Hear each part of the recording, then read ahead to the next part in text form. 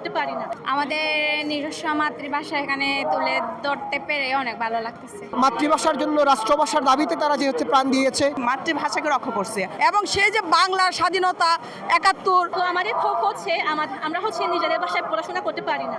তো আমরা চাই যাতে আমাদেরকে দেশের সর্বোচ্চ সরকার যাতে আমাদেরকে স্বীকৃতি দেয় আমাদের নিজেদের ভাষায় পড়াশোনা করার। যদি পড়াশোনা করানোটা সম্ভব না হয়, অন্তত প্রাইমারি স্কুলে আমাদের একটা সাবজেক্ট থাকা অত্যন্ত প্রয়োজন, যাতে আমরা নিজেদের পরিচয় নাম অন্তত লিখতে পারি।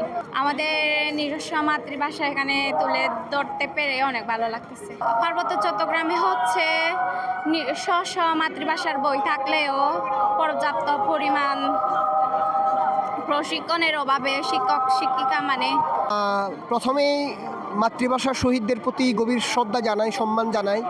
আমরা মনে করি এই ভাষার মাসটা পুরো বাংলাদেশ সহ সারা বিশ্বের বিভিন্ন ভাষাভাষী মানুষের জন্য খুবই গুরুত্বপূর্ণ একটা দিন। কারণ আমরা এখনও যারা আমাদের বাংলা ভাষার বাইরেও অনেকগুলো ভাষা আছে যে ভাষাগুলো বিলুপ্তির পর্যায়ে এবং বিপন্ন হওয়ার পথে। আমরা মনে করি এই একুশের যে চেতনা, আমরা মনে করি বহু ভাষা বহু জাতি এই পৃথিবীতে এখনও বসবাস করে। আপনারা দেখবেন বাংলাদেশেও প্রায় ৪৮টার অধিক জাতি এখানে বসবাস করে, ৪১টার অধিক উপর ভাষা আছে।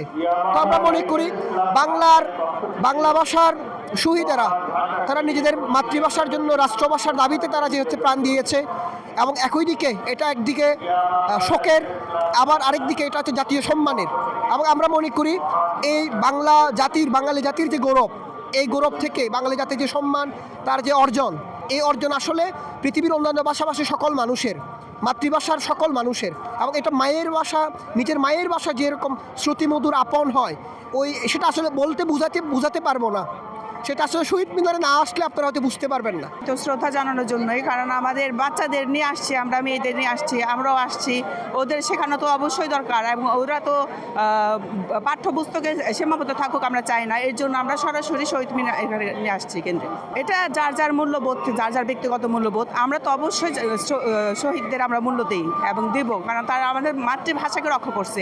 আমরা যে কথা বলতে পারছি তাদের জন্যই তো পারছি।